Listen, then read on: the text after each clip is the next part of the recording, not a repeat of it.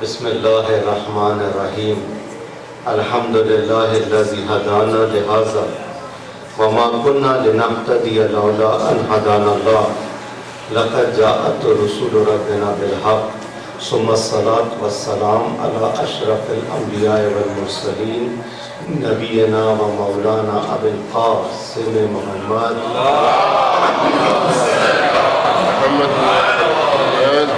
وآل بیتہ الطیبین الطاہرین المظلومین المنتجبین لا سیما علی بقیۃ اللہ فی الارضین اما بعد فقد قال اللہ فی محکم کتابہ الکریم لن تنالوا البر حتی تنفقوا مما تحبون. ایک اور صلوات.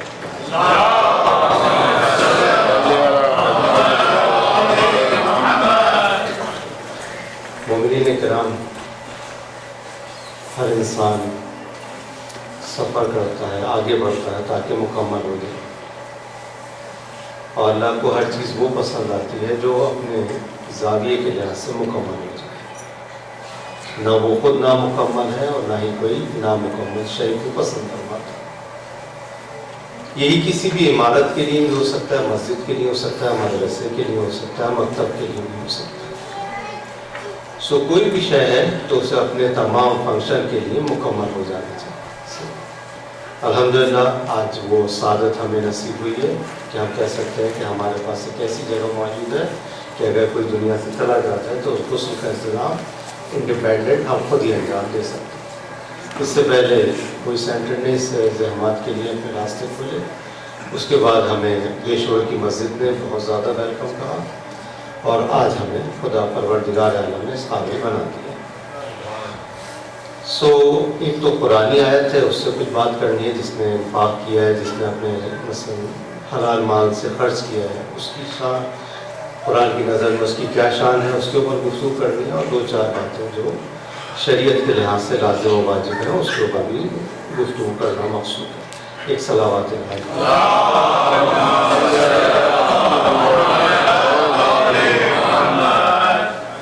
مومنین. دنیا میں دو قسم کے لوگ ہوتے ہیں. ایک ہے جو مال چھوڑ کے جاتے ہیں، اور دوسرے ہوتے ہیں جو مال بانٹ کے جاتے ہیں. مال تو ساتھ کوئی بھی نہیں لے جا سکتا، چاہے وہ سکندر اعظم ہو یا دنیا کا فقیر ترین انسان. انسان آتا ہے تو اس کے جسم پہ لباس بھی نہیں ہوتا، اور جاتا ہے تو اس کے جسم پہ لباس نہیں ہوتا. لباس کی پہچان یہ ہے کہ جو اس کے لیے سیا گیا. انسان کا یہ حال ہے، بے لباس، خالی ہاتھ، بغیر کسی کے سہارے دنیا میں آیا تھا اور اسی طریقے سے واپس چلا گیا. تو دنیا پروردگار اونرشپ رکھتا ہے پوری کائنات، حتیٰ وہ انسان کو بھی اون کرتا ہے. تو انسان کی مجال ہی نہیں کسی چیز کو وہ کہے کہ میں کسی چیز کا مالک ہوں، یا میرے پاس کوئی اقتدار ہے، یا میرے پاس کوئی قدرت نہ تھی. اپنا انجام یہ دیکھ لو، اپنا انجام وہ دیکھ لو. اب سوال ہی پیش آتا ہے کہ اگر ہمارے پاس کوئی ایسا مسئلہ پیش آ جاتا ہے، میں مولوی ہو کے وہ بات کہوں جو میرے اس کے اوپر ہو، صحیح، جو میرے لیے کہہ جانے کے قابل ہوں. سب سے پہلے یہ یاد رکھیے، کسی بھی کتاب کو پڑھ لینے سے، ٹھیک ہے، اور کسی بھی مسئلے مسائل کو سن لینے کا نام شریعت اسلام نہیں. شریعت اسلام جو شیعت کے اندر ہے اس کا معراج بہت اوپر جاتا ہے. کہاں ہے آپ؟ بہت. اس وقت کوئی مولوی نہیں، ورنہ میں اس کو سہارا بنا کے بات کہتا. ہمارا ایک شخص جو مجتہد کہلاتا ہے، اسے اگر وہ روزانہ 8 گھنٹے وداؤٹ اینی ویکیشن روزانہ 8 گھنٹے پڑھے گا تو 30 سال بعد مجتہد کہلائے گا. میری بات کو ریکارڈ کر لیجیے، سامنے کیمرہ ہے، دنیا سنے گی اگر یہ انہوں نے چلا. کتنے سال بعد؟ 30 سال بعد، اگر روزانہ 8 گھنٹے پڑھے گا. اور یہ بھی اس شخص کے لیے جو ہر سال ایک کلاس میں قبول ہوگا. حوض علمیہ میں بہت سے لوگ ہوتے ہیں درس خارج پڑھ رہے ہوتے ہیں، بٹ ابھی تک انہوں نے اپنے پہلے کی کلاسوں کو کلیئر نہیں کیا، انہوں نے کوئی اسکور کو ایگزام نہیں دیا، وہ پھر بھی جا کے بیٹھ گئے. وہاں کوئی پوچھنے والا نہیں کہ تم کیا ہو کیا ہے، آپ بھی چاہے تو جا کے درس خارج میں بیٹھ گئے. اپنا طریقہ کار آزاد. مجتہد علم کا یہ معیار ہے. تو یہ ہے شیعتی اسلام کا معیار. کہاں؟ کہ 30 سال بعد وہ اس قابل ہے کہ کوئی شرعی مسئلہ بیان کر سکے. سمجھ گئے شیعت کا معیار کسے کہتے ہیں؟ سو کتابیں آپ پڑھتے ہیں، بہت سی کتابیں آیت الزام لکھ دیتے ہیں، توضیح مسائل سالہ ہماری استفتاء وغیرہ سے، لیکن کبھی وہ یہ نہیں کہتے کہ یہ سب کچھ ہے. ناٹ ایوری تھنگ، یہ سب نہیں. میں ایک چھوٹی سی مثال دوں گا، بات آگے بڑھ جائے گی. ابھی محمد حمزہ رضوی کا جب حادثہ پیش آیا تو انہوں نے مجھے بلایا اور کہا کہ آپ کو غسل دینا ہوگا، آپ ذہن میں رکھیے. کتابیں بہت ہیں، میں مسائل جانتا ہوں، فقہ میں نے کچھ نہیں تو 14 سال فقہ پڑھی. ڈزنٹ میٹر، میں اپنے طور پہ کر سکتا تھا سارے کام صحیح. لیکن اگر وہی شریعت جو میں نے 14 15 16 سال پڑھی ہے، اسی شریعت نے مجھے ایک اصول سکھایا تھا، کبھی بھی شریعت کو اپنے اوپر ذمہ دار کر کے نہ کرنا، اپنی ذمہ داری دوسرے پہ ڈال دینا. اسی لیے تقلید ہے، اس لیے اجتہاد ہے. میں نے فوراً کیا کام کیا، میں نے فوراً حضرت آیت اللہ عظمیٰ سید علی سیستانی ان کے آفس کال کی. میں نے کہا کہ اگر ایسا مسئلہ پیش آ جائے تو کیا کہیں گے صحیح، اور اگر مثلا غسل دینے کے قابل نہ ہو تو کیا کریں گے، اور اگر تیمم دینے کے قابل نہ ہو تو کیا کریں گے. آپ سوچ سکتے ہیں اس مرحلے تک بھی تو جا سکتا. انہوں نے کہا کہ ہم نے تمہارا سوال ریسیو کیا اور ابھی ہم آپ کو اس کا جواب دیں. حسن دیکھا آپ نے، خوبی دیکھی. جو شخص بات کر رہا تھا وہ کل وکیل تھا. کل وکیل سمجھتے ہیں، طلاق دینے کا اسے حق ہے. میرے بہت اچھے جاننے والے پہچان والے، میں ان سے کہہ دوں کسی کا طلاق پہنچتا ہے تو نہیں دیں گے، انہوں نے منع کر دیا، وہی نہیں کر سکتا. جبکہ میرے دوست ہیں، یہ اتنا احتیاط ان کے. پھر اس کے بعد سارا خمس کا ہر چیز کا اجازہ انہوں نے کیا کیا، جعفر بھائی جواب نہیں دیا میرے سوال. انہوں نے فوراً کہا کہ ہم نے فون کر کے کہہ دیا تمہارا مسئلہ کہ اگر ایسا ہو جائے تو کیا کرنا، ایسا ہو جائے تو کیا کرنا، ایسا ہو جائے تو کیا کرنا. اس کے بعد انہوں نے کہا کہ قوم سے فون آیا، اب ہم آپ کو بتاتے ہیں کہ آپ نے کیا کرنا. انہوں نے شرعی مسئلہ بیان کر دیا. تو میں نے کیا کیا، اپنی ذمہ داری دفتر آغا سیستانی پہ ڈال دی، اور دفتر آغا سیستانی نے آغا کے استفتاء سے جو بھی ان کا جواب بنتا تھا انہوں نے دے دیا اور کہا کہ ہم ڈے آف ججمنٹ ہم اس کے کیا ہے ذمہ دار. دیکھا آپ نے باریکی شریعت کی، صحیح. یہ شریعت کی باریکی آپ سمجھیے گا. آپ اس کو بہت آسان نہیں ہے شریعت، بہت مشکل ہے شریعت. جب ہمارے آقا کیا کہتے ہیں تیمم دے رہے تھے، آقا سجاد صاحب جو ابھی یہاں تھے، کام گئے، کام بیٹھے ہیں، اچھا پیچھے گئے بیٹھے، اچھا تیمم کر رہے ہیں، اچھا اچھا تو میں نے دیکھے ایک اس میں کیا ہے کہ بعض مجتہدین ایسا بھی کہتے ہیں، بعضوں کا اجتہاد ایسا بھی. ہنر کیا ہوتا ہے کہ آپ ایسا کام کریں کہ سارے مجتہدین کے نزدیک قبول ہو جائے. بہت احتیاط ہے آپ اس میں.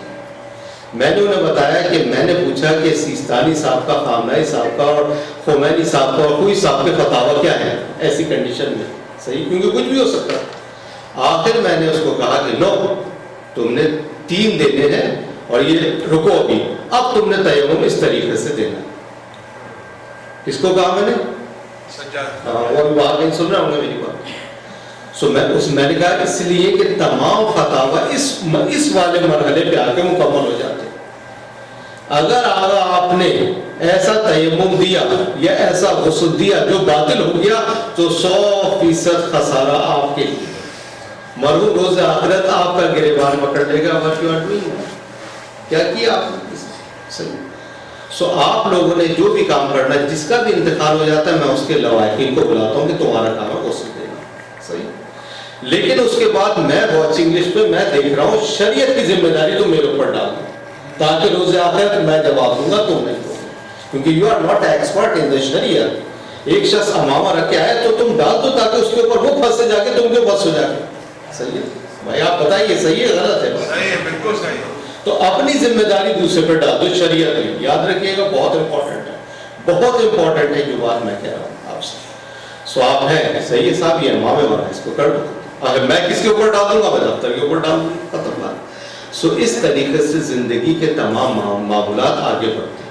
سمجھ میں آئی نا گفتگو آپ؟ سو یہ باتیں جتنے بھی والنٹیئر ہمارے پاس آئیں گے، جس کا بھی انتقال ہو جائے گا، ہم اس سے پوچھتے ہیں بھائی تم وارث میت ہو، تم بتاؤ کہ کون ہے تمہارے ساتھ، ہم اس کو لے کے جاتے ہیں کہ تم سارا کام کرو، ہم واچ کر رہے ہیں، ہم چاہتے ہیں تمہیں ٹرین کرنا، تمہیں آنا چاہیے، سب کو آنا چاہیے، اور آپ کرتے جاؤ، شریعت کی ذمہ داری میں لینے کے لیے تیار ہوں۔ اور یہ وہ چیز ہے جو میں نے تقریباً 17 سال سے تو میں امامت کے فرائض انجام دے رہا ہوں، اتنے سال میں نے جو ہے پڑھایا وہاں پہ حوض میں، اتنے سال کا تو اتنا سا خلاصہ مجھے اپنی زندگی میں سمجھ میں آیا کہ جس بھی کام کو کرنا ہے ایک ذمہ داری کے ساتھ انجام دینا ہے، ایک صلوات پڑھ دینا۔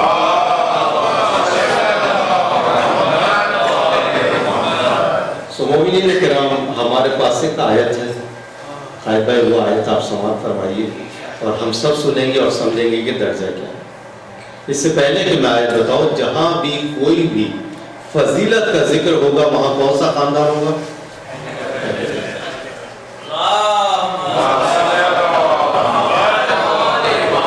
ایک چھوٹا سا واقعہ ہے اہل بیت کا، اور ایک وہ جو فدایان اہل بیت ہے، جو محبان اہل بیت۔ صحیح۔ اس کے بعد آیت کی چھوٹی سی بات کرتا ہوں، بات جو ہے وہ مختصر ہو کے ختم ہو جائے گی۔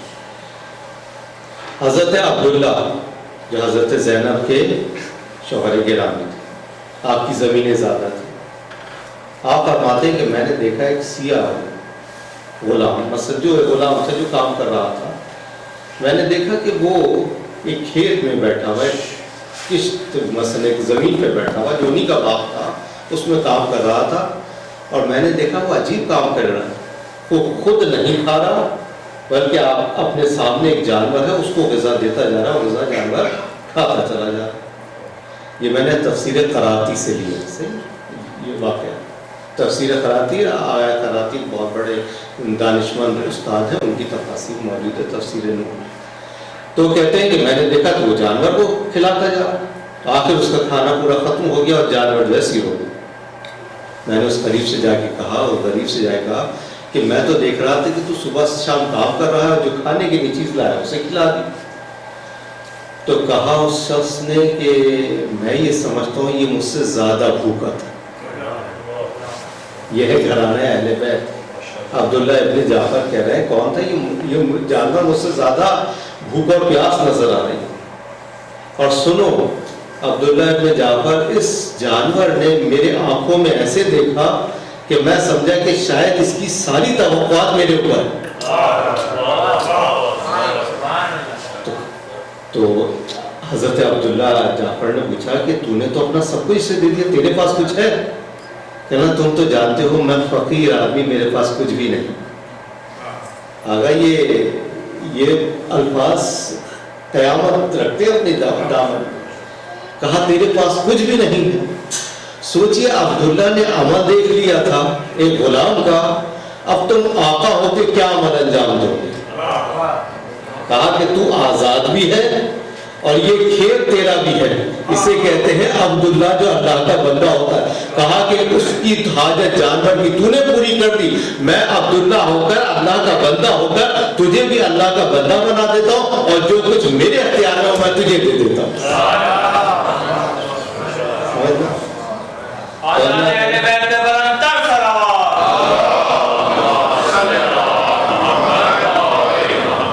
اب محبان اہل بیت حضرت ابو ذر غفاری، صحیح، حضرت ابو ذر غفاری دیکھا گھر میں مہمان تشریف لائے، جانے لگے، ایمرجنسی کام آ گیا، جانے لگے، کہا کہ تم بیٹھ کے میرا انتظار کرو، اور دیکھو خالی نہ بیٹھنے، ایک اچھا سا شتر لینا، یہ سارے باہر جو ہے یہ سارے شتر میرے ہیں، تو ایک شتر لے لینا اور اس کو ذبح کر کے اس کا جو ہے وہ غذا تیار کر کے کھا لینا۔ حضرت ابو ذر گئے، واپس پلٹ کے آئے تو دیکھا سارے شتر کھڑے تھے، اس میں سے ایک لاغر قسم کا شتر جو تھا وہ نہیں تھا۔ تو انہوں نے کہا یہ کیا کیا تم نے؟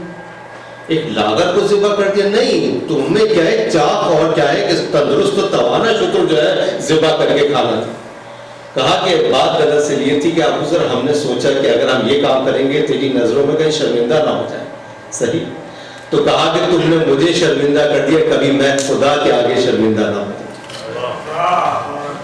اور واقعہ سن لیجیے، ایک آدمی تھا، اسے دنیا جہان کی دولت تھی، صحیح، دنیا جہان کی دولت۔ اس نے کہا کہ میں کیا کروں، دنیا جہان کی دولت ہے، بڑے بڑے باغات اور بڑی بڑی پراپرٹیاں، بڑی بڑی، تو اس نے کہا یہ کیسے ہوگا کہ میں ساری دولت سمیٹ کے اپنے سامنے رکھ لوں؟ ہو سکتا ہے؟ Is it possible؟ اس نے کیا کیا، اپنی ساری جائیداد، ساری فصلیں سب بیچی، اور بیچنے کے بعد ایک ڈائمنڈ خرید لیا۔ کیا خریدے جعفر بھائی؟ ڈائمنڈ خرید لیا۔ کہا کہ ڈائمنڈ میرے سامنے رہے گا، دیٹس اوکے، میری ساری سلطنت، میری سارا پیسہ ریاست میرے سامنے رہے۔ لیکن اس نے کہا کہ اگر تجوری میں رکھا تو معلوم نہیں کہ کون کیسا تھی، کیسا رابر، کیسا جو حرفئی جو ہوتے ہیں نا دوست جو حرفئی، کون لے جائے۔ وہ ہمارے والد صاحب نے خواب میں دیکھا کہ ان کے گھر میں چوری ہو گئی، مجھے خود بتایا والد صاحب، کہا میں نے تجوری سے پیسے نکال کے جوتے کے اندر رکھے، اس کے بعد کچھ ہوا کہ ہمارے گھر میں چوری بھی ہو گئی۔ میں نے کہا میرا باپ کوئی پہنچا بات نہیں تھا، ہو بھی گئی۔ وہ پتہ چلا سیب توڑ کے گئے، انہوں نے جوتا نہ پلٹ کے دیکھا کہ ابا صاحب نے جوتے میں پیسے، صلوات پڑھی ہے۔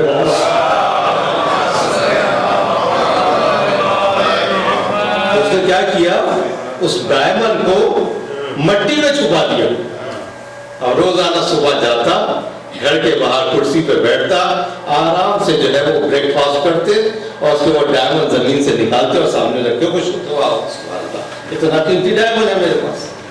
جناب آج کل تو چور ہوتے ہی ہیں، اچھا ہو سکتا ہے باقی انہوں سے مثال سے ہی سمجھ لیجیے آپ۔ انہوں نے کہا کہ یہ آدمی بہت پیسے والا تھا، اب اس نے سارا بیچ دیا، یہ مال اس نے چھپا کے رکھا کہاں، لگ گیا صاحب ان کے پیچھے، ٹریس کر لیا انہوں نے، اس کے پاس ہے ڈائمنڈ، اور ڈائمنڈ یہ چھپا کے رکھتا ہے مٹی میں۔ تو اس نے دیکھا جب یہ سونے یہ مٹی سے نکال کے ڈائمنڈ کیا کیا لے گئے، صحیح نتیجہ کیا ہوا کہ وہ صبح اٹھ کے آیا، اس نے زمین کھودی، مٹی کے نیچے ڈائمنڈ۔ اب تو صاحب لے وہ جو سارا بیچا تھا، وہ جو ڈائمنڈ آیا تھا ڈائمنڈ ہی کوئی لے گیا، تو اس نے کوئی سلطنت لوٹ کے نہ لے جاتا، لیکن اس نے بڑی آرام پیدا کیا کہ سلطنت لوٹنے والی نہیں سر، تو ایسا کرو میں ڈائمنڈ کروں، ڈائمنڈ ہی لے کے چلے گئے، صحیح۔ اب کیا ہوا، تو لوگ آئے اس کے پاس، کہنا گھبرانے کی کوئی ضرورت نہیں ہے، تمہارا ڈائمنڈ چلا گیا نا، کوئی چرا کے لے گیا اور مل کے نہیں دے رہا ہوں، تو ایسا تمہارے لیے پتھر لے آئے ہیں، اس کو مٹی میں دبا دینا اور سمجھنا کہ ڈائمنڈ ہی دبا ہوا ہے، کیونکہ مٹی کے نیچے ڈائمنڈ ہو یا اسٹون ہو فرق کیا کرتا ہے؟ صلوات پڑھیے محمد۔ تیرے لیے کیا فرق کرتا ہے، کیونکہ تو بھی خود اسی مٹی میں جانے والا ہے۔ کہتے ہیں نا کہ وہ کیا شعر مجھے صحیح نہیں آ رہا، بے نشاں ہوئے نامور کیسے کیسے، اور زمین کھا گئی آسمان کیسے کیسے۔ تو پروردگار عالم کیا کہتا ہے، لن تنالوا البر، لن کہا تھا نفی آبادی کے لیے۔ 90% جو ایکسپرٹ ہیں گرامر کے وہ کہتے ہیں لن اس وقت آتا ہے جب اللہ فار ایور کسی چیز کی نفی کرنا چاہے، جیسے کہا تھا لن ترانی یا موسیٰ، اے موسیٰ تم مجھے دیکھ نہ سکو گے، یعنی موسیٰ کہتے ہیں ابدا تم مجھے نہ دیکھنا کیونکہ میں قابل رؤیت نہیں۔ تو موسیٰ کو کیا کہا لن ترانی، لیکن محمد کو کیا کہا، وہ راہ دے کے بھیجا قاب قوسین و ادنیٰ، تو وہ موسیٰ تھے، اللہ کہہ رہا تھا کہ تم مجھے دیکھ نہ سکو گے، اور یہ محمد تھے کہ انہیں فرش سے بلا کے عرش سے بلا کے ملاقات کرائی۔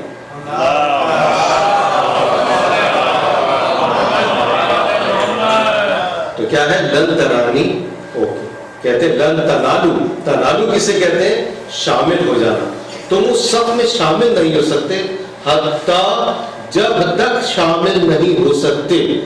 دیکھیں اللہ کہہ رہا ہے اس آیت میں جو موضوع نکل کے آتا ہے وہ یہ ہے نزدیکی، کس سے نزدیکی، اللہ سے نزدیکی، کس وسیلے سے نزدیکی، نیکی کے وسیلے سے۔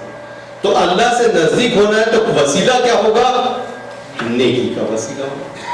لن تنالوا البر، بر کسے کہتے ہیں، نیکی کو، اب سے بنے گا نیکوکار، لیکن اردو میں رواج نہیں ہے نیکوکار کا، فارسی کا لفظ ہے، اردو میں کہتے ہیں خیر خواہ، یہ آدمی بڑا خیر خواہ ہے۔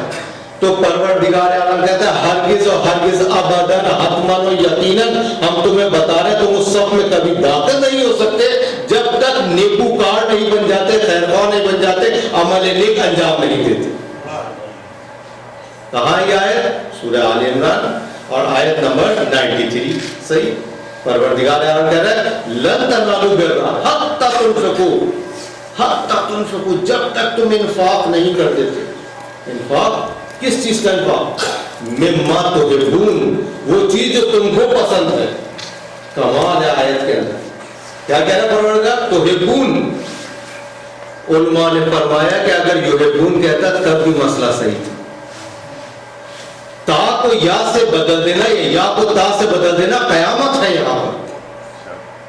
لن تنالو بر، بر کہتے ہیں نیکوکار، نیکیوں کو. جیسے آپ کہتے ہیں ابرار، اس کا کیا ہے، اس میں فائل جو بنتا ہے، سبجیکٹ جو بنے گا ابرار. کہتے ہیں ابرار کے پاس جانا، ہم نے ابرار کے ساتھ جانا، نیکوکاروں کے ساتھ جانا. تو پروردگار کہا پہلے نیکی کر کے تو دکھاؤ. علماء نے لکھا نیکی کا مطلب یہ نہیں کہ مال میں سے دے دو، اگر وقت ہے تو اس میں سے دے دو، علم ہے تو اس میں سے دے دو، اور اگر محبت ہے تو اس میں سے دے دو، کیا کہتے ہیں عمل ہے تو اس میں سے دے دو. ہر چیز کو دینے کو پروردگار کہتا ہے یہ انفاق ہے. جو بھی جس کے پاس جو کچھ بھی ہو، اگر اس میں سے کچھ بھی دے دیتا ہے تو ہم اسے بر میں شامل کرتے ہیں. اللہ کبھی کرائٹیریا یہ نہیں بنا سکتا کہ مال نہیں. آپ کے پاس علم ہے دوسروں کو دیجیے، آپ کے پاس ایمان ہے دوسروں کو دیجیے، آپ کے پاس محبت ہے آپ دوسروں کو لے آ کے دیجیے. یہ ہے ساری چیزیں. لیکن کیا کہا؟ لن تنالوا البر حتی، حتی کے بعد چاہیے، حتی لن تنالوا البر حتی تنفقوا مما تحبون، تنفقوا انفاق کرو. تحبون تا ہے نا یا نہیں ہے. اگر یا کہہ دیتا تو بہت آسان ہو جاتا ہے انفاق. یحبون یعنی تحبون اور یحبون میں فرق یہ ہے، اللہ کہہ رہا ہے وہ چیز جو تمہیں پسند ہو، نہ وہ چیز جو مانگنے والے کو پسند ہو. سمجھا تھا؟ اسے کہتے ہیں قرآن کا کلام. بات کرے تو مثلا جسے کہتے ہیں دریا کو کوزے میں بند کر دے پروردگار. اگر پروردگار کہہ دیتا یحبون تو آسان ہو جاتا، کیونکہ مانگنے والا اپنی حیثیت سے مانگا کرتا ہے اور دینے والا اپنی حیثیت سے دے گا. پروردگار کہتا ہے جو تجھے پسند ہے اس میں سے من یعنی کچھ دے دینا، جو تجھے پسند ہے نہ کہ اسے پسند ہے. یعنی لوگ دینے میں یہی کہتے ہیں کہ وہ مانگ رہا تھا اس لیے ہم نے یہ دے دیا. کیا کہہ دیا؟ حضرت فاطمہ زہرا سلام اللہ علیہا، عروسی کا جوڑا پہلے ہی شب میں مانگنے آیا، اس کو دے دیا. صبح ہو کے رسول نے پوچھا کہ وہ کہاں؟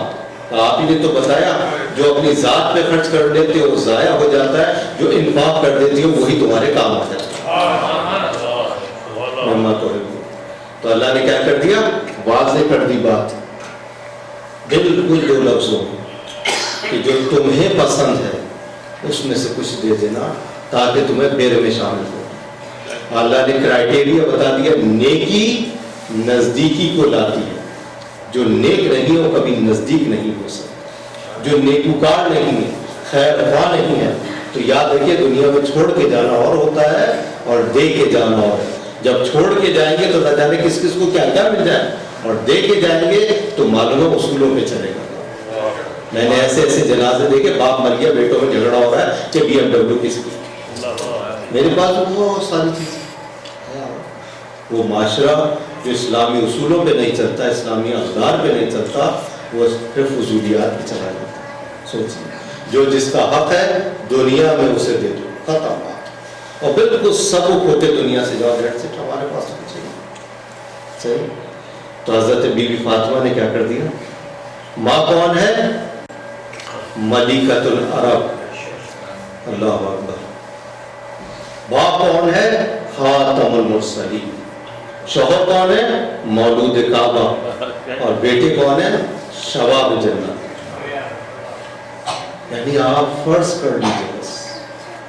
اور شہادت کیا؟ باپ دنیا سے رخصت ہوا. یہ در فاطمہ تھا کہ جبرائیل بھی آئے، ملک الموت بھی آئے تو دروازہ کھٹکھٹایا. یہ وہی دروازہ تھا جسے جلایا. اقدار گر جاتے ہیں آقا جی، بہت گر جاتے ہیں. انسان باقی نہیں رہتا، کیا کچھ کر گزرتا لیکن نہیں پتہ چلتا. سوچئے وہ در ہو جس پر ملائکہ آ کے سلام کرے، اس در میں لگے آپ، اور پیچھے وہ دیوار، اور در و دیوار کے درمیان ہو وہ ذات گرامی جس کو رسول بھی کھڑے ہو کے سلام کرتے، جس کی ماں ملکۃ العرب ہو. سوچئے کون ہے ایسی ذات، کون ہے ایسی ہستی.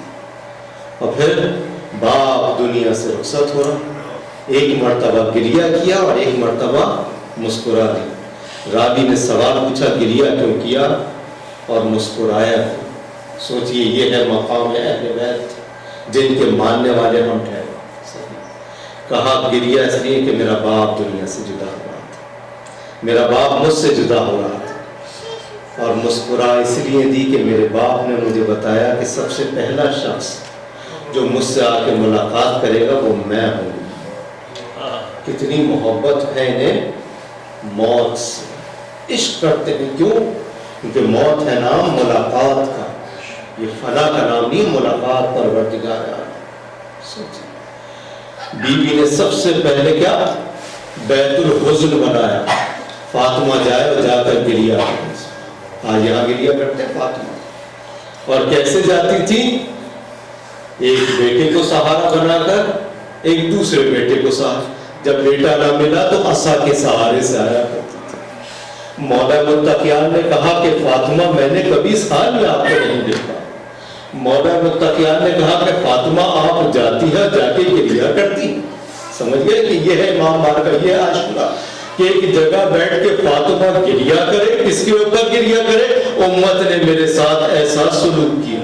میرا بابا کون, میری والدہ کون, اور میرے بچے کون, میرے شوہر کون. سوچئے وہ فاطمہ جس کو رسول بھی فدا کے دے کر جائے وہ دست خالی دنیا سے جا رہی ہے. اور ایک مرتبہ پلٹ کے کہا کہ علی مجھے یہ بات پسند نہیں ہے کہ کس طریقے سے خاتون کا جنازہ جاتا ہے. یہ عرب بڑے عجیب ہیں, ان کے پاس کلچر نہیں ہے. ایک خاتون کو اس طریقے سے جنازے میں لے جایا جاتا ہے. جب پتہ چلا کہ نہیں ایک صندوق بنایا جائے گا تو فاطمہ نے کہا مجھے یقین ہو گیا, مجھے اطمینان ہوگا, میں رک کے آپ سے سوال کروں گا. کیا علی کو شریعت نہیں معلوم تھی؟ شریعت تو علی کو معلوم تھی. معلوم تھا کہ کون ہے فاطمہ. لیکن جب فاطمہ کو یقین ہو گیا اب میرا جنازہ ایسے لے کے جایا جائے گا تو فاطمہ کو یقین ہو گیا جو میری سیدانیاں ہوں گی, جو میری کنیز ہوں گی, جو میری بیٹیاں ہوں ان کے بھی جنازے ایسے ہی اٹھائے جائیں گے. فاطمہ کو پتا چل گیا کہ یقیناً حجاب بھی باقی رہے گا